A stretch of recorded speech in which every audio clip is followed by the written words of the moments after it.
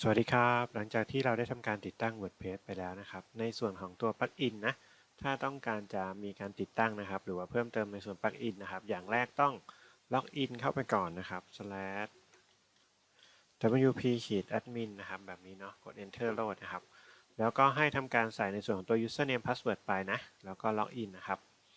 ปลั๊กอินหรือว่าส่วนเสริมของตัว WordPress นะครับก็จะทำให้เราเนี่ยให้เว็บของเรานะครับสามารถทำอะไรได้เยอะขึ้นนะครับเช่นในส่วนของตัว WooCommerce นะครับที่ทำให้ร้านเราให้เว็บของเรานะครับกลายเป็นร้านค้าก็สามารถทำได้เนาะ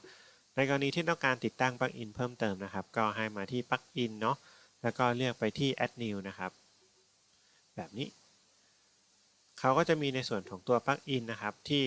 มักจะมีการใช้มานะครับก็จะอยู่ในหน้านี้นะครับเต็มไปหมดเลยเนาะหรือว่าจะเป็นในส่วนของตัว Popular นะครับเป็นอันที่มีการติดตั้งเยอะๆนะครับเนี่ยพวก Contact Form นะครับพวก Yoast SEO นะครับหรือว่าในส่วนของตัว Elementor ก็มีเหมือนกันเนาะแล้วก็ตัวนี้นะครับพระเอกของเรานะถ้าต้องการในติดตั้งในส่วนของตัวเว็บไซต์ให้เป็นร้านค้านะครับก็สามารถใช้ตัวนี้ได้เนาะตัวอย่างนี้นะครับผมจะทำการติดตั้งในส่วนของตัว Contact Form 7นะตัวนี้จะทำให้เว็บของเรานะครับสามารถมี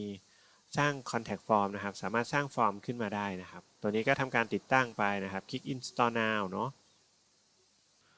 แล้วก็เลือกที่ Activate นะครับแบบนี้ปลั๊กอินนะครับเขาก็จะมาอยู่ปกติทำการติดตั้งแล้วนะครับก็จะมาอยู่แถวๆนี้นะครับซึ่งอันนี้ก็คือในส่วนของตัว Contact นั่นเองนะครับ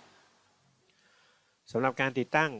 ปลั๊กอินนะครับก็เรียบร้อยแล้วเนาะก็ลองหาดูนะครับว่าต้องการปลั๊กอินตัวไหนนะครับแต่ว่า